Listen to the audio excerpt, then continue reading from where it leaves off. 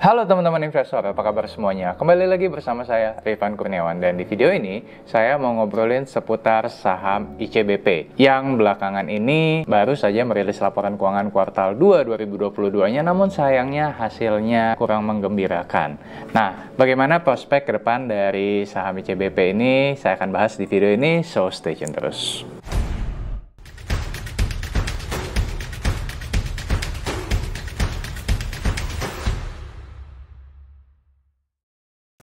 Oke, jadi belum lama ini memang ICBP dan juga induknya INDF baru saja merilis laporan keuangan kuartal 2 2022-nya. Memang perhatian utama investor langsung tertuju pada pencapaian laba bersih ICBP dan juga induknya INDF yang turun cukup signifikan. Dari laporan keuangan kuartal 2 2022-nya, laba bersih dari ICBP turun sekitar 67% year on year dari sekitar 3,2 triliun rupiah per kuartal 2 2021 menjadi 1,9 triliun rupiah per kuartal 2 2022. Dan penurunan laba bersih ICBP yang cukup signifikan ini juga berdampak pada induknya, yaitu INDF, di mana laba bersih dari INDF juga turun sekitar 18% year on year dari sekitar 3,4 triliun rupiah per kuartal 2 2021 menjadi 2,9 triliun rupiah per kuartal 2 2022. Nah, hasil dari kinerja kuartal 2 ICBP dan juga INDF ini kemudian mendapatkan reaksi negatif dari pasar yang mengakibatkan harga saham ICBP maupun INDF juga mengalami penurunan. Tapi karena lini bisnis dari INDF atau Indofood Group ini sendiri juga cukup banyak, maka saya akan bahaskan pembahasan di video ini lebih ke ICBP-nya yang kontribusinya terhadap INDF mencapai lebih dari 60%. So, kita bahas dulu nih, kenapa laba bersih dari ICBP bisa turun cukup signifikan. Hal pertama adalah karena meningkatnya harga pokok penjualan.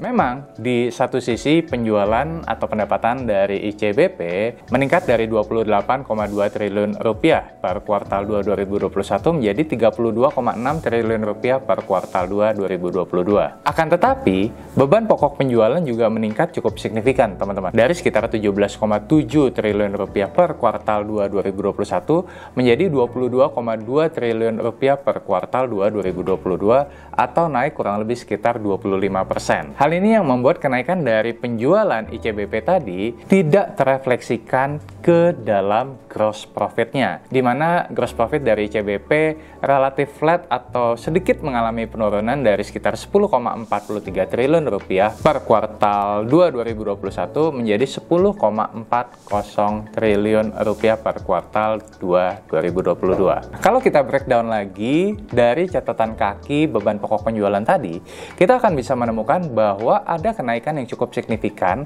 dari bahan baku yang digunakan. Di mana di sini kita bisa lihat per kuartal 2 2021 bahan baku yang digunakan adalah sekitar 13,7 triliun rupiah, naik menjadi 17,85 triliun rupiah per kuartal 2 2022. Nah, mungkin teman-teman ada yang bertanya, kenapa kok harga bahan baku bisa meningkat cukup signifikan? Salah satu bahan baku yang digunakan untuk pembuatan Indomie adalah wheat atau gandum. Di mana harga gandum yang sebelumnya berada di kisaran sekitar 800 US dollar per bushelnya, di kuartal 2 2022 bahkan sempat mencapai 1.200 US dollar per bushelnya. Ya, artinya ada kenaikan kurang lebih sekitar hampir 50%. Jadi kenaikan dari harga gandum atau wheat ini akan mempengaruhi cost structure dari ICBP itu sendiri. Nah, tapi apakah hal ini akan berlanjut ke depannya? Nah, kalau teman-teman juga lihat di gambar ini, di sini terlihat bahwa harga wheat yang sempat mencapai 1.200 US dollar per bushel, sekarang ini perlahan-lahan mulai kembali ke level normal. Per video ini dibuat sudah turun ke level 800 US dollar per bushelnya.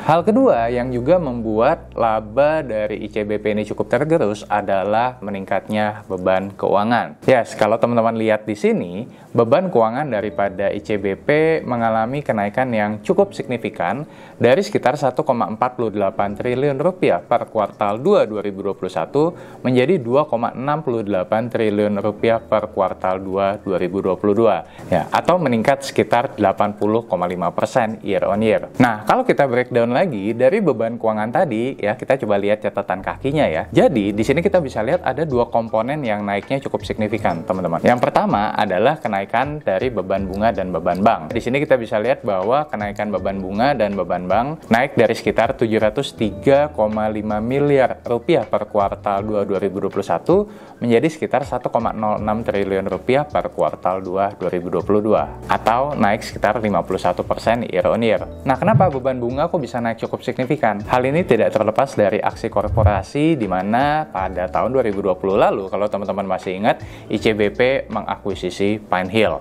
Dan akuisisi tadi menggunakan hutang atau liabilitas.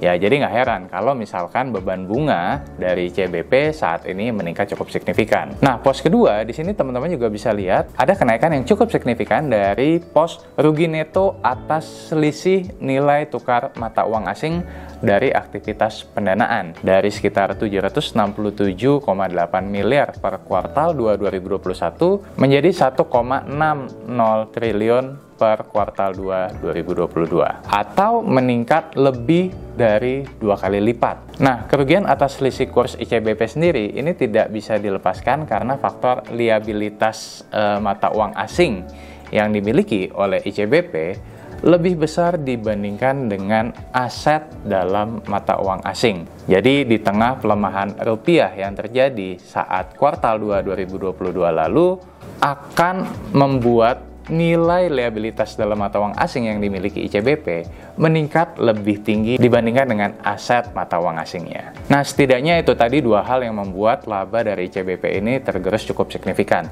Nah, pertanyaan berikutnya adalah, Ko Rifan, kalau misalkan saat ini saya sudah pegang atau hold ICBP, apakah harus yang saya lakukan? Apakah saya harus cut loss, lepas, atau saya hold aja atau gimana? Kita perlu memahami bahwa di satu sisi, pendapatan dari ICBP sendiri masih terus mengalami kenaikan. Hal ini menandakan bahwa permintaan akan produk ICBP itu sendiri sebenarnya nggak ada masalah, termasuk di tahun 2022 ini. Seperti tadi udah disampaikan bahwa sebenarnya pendapatan dari ICBP sendiri masih naik dari 28,2 triliun per kuartal 2 2021 menjadi 32,6 triliun rupiah di kuartal 2 2022. Dan kalau kita breakdown lebih detail lagi, di sini kita bisa lihat bahwa penjualan baik dari sisi domestik maupun juga dari ekspor sama-sama mengalami peningkatan, teman-teman. Di sini kita bisa lihat penjualan dari domestik lumayan mengalami kenaikan dari 21,2 triliun menjadi 23,6 triliun. Nah, yang menariknya adalah ada peningkatan yang cukup signifikan dari penjualan ke ekspornya, termasuk di Timur Tengah dan Afrika yang menjadi market dari Pine Hill itu sendiri. Di sini kita bisa lihat per kuartal 2 2021 penjualan ke Timur Tengah dan Afrika sekitar 5,7 triliun, sekarang sudah mencapai 7,4 triliun rupiah. Dan hal ini yang bisa menjadi source of growth buat ICBP ke depannya. Nah, yang berikutnya tadi sudah sempat kita mention bahwa harga gandum ya atau wheat saat ini sudah kembali ke level normal di sekitar $800 per barrelnya. Nah, kenapa demikian? Hal ini tidak terlepas dari adanya kesepakatan antara Rusia dan Ukraina ya untuk kembali membuka keran ekspor gandum. Jadi memang kedua negara belum lama ini melakukan kesepakatan di Istanbul untuk kembali membuka keran ekspor gandum. Jadi kalau sebelumnya ada gangguan supply chain karena tensi geopolitik antara Rusia dan Ukraina, dengan kesepakatan ini diharapkan supply chain dari gandum akan kembali normal dan membuat harga gandum kembali ke level yang lebih rendah. Hal ini diharapkan dapat menekan HPP atau harga pokok penjualan akibat kenaikan dari bahan baku, salah satunya adalah wheat yang tadi udah kita bahas. Harapannya adalah di kuartal 3 nanti bisa kembali lebih ditekan. Oh ya teman-teman, mau kasih tahu nih bahwa di bulan Oktober 2022 nanti saya dan teman-teman RK Team akan kembali mengadakan Stock Market Mastery.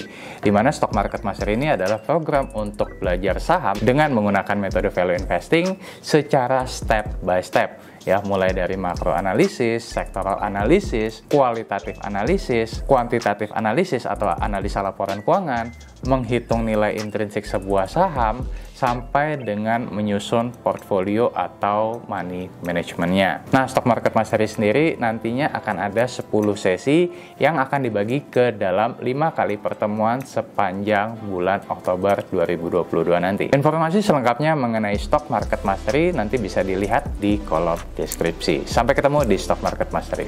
So, kesimpulannya adalah kedepannya saya melihat bahwa salah satu faktor yang membuat ICBP laba bersihnya turun yaitu karena naiknya harga bahan baku gandum ini ya akan mulai bisa teratasi, di mana tadi teman-teman sudah lihat bahwa harga gandum sudah mulai kembali ke level normal. Namun ada satu PR lagi yang harus diselesaikan oleh ICBP, yaitu bagaimana mengantisipasi kenaikan dari beban bunga. Hal ini adalah bagian dari konsekuensi yang harus diambil oleh ICBP di tengah keputusannya untuk mengakuisisi saham dari Pinehill. Ya, jadi memang ICBP sendiri harus meningkatkan penjualan lebih tinggi lagi untuk bisa mengcover atau mengoffset kenaikan dari beban bunga ICBP itu sendiri. Jadi kalau misalkan teman-teman memang tujuan untuk investasi di ICBP ini adalah untuk jangka panjang, ya menurut saya teman-teman tidak perlu melakukan cut loss dan teman-teman bisa tetap hold ya atau sambil membeli secara bertahap di harga yang lebih murah. Oke teman-teman, itu tadi video dari saya, semoga bermanfaat. Dan kalau kamu sendiri gimana nih? Apakah kamu masih optimis bahwa ICBP akan kembali memperbaiki bottom line-nya ke depannya, atau kamu pesimis bahwa ICBP akan bisa turn around kembali? Coba share pendapat kamu di kolom komen. Kalau kamu suka dengan video ini, jangan lupa untuk klik like, subscribe, dan juga share ke teman-teman kamu, dan juga jangan lupa untuk nyalakan notifikasinya supaya kalian gak ketinggalan video saya yang lainnya. Akhir kata, salam dari saya, Rifan Kurniawan, Indonesia Value Investor. Sampai jumpa di video berikutnya. Bye-bye.